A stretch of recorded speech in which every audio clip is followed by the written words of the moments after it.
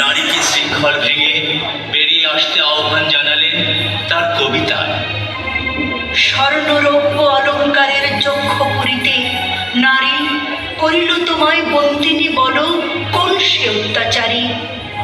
আপনারে আজ প্রকাশের তব নাই সেই ব্যাকুলতা, আজ তুমি ভীরু আড়ালে থাকিয়া নেপথ্যে কও কথা।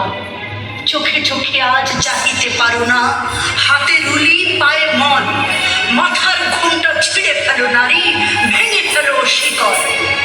যে ঘোমটা তোমা করিয়াছে ভীরু, ওরাও সে আবরণ, দূর করে দাও দাসীর চিহ্ন, যথাযথ আভরণ।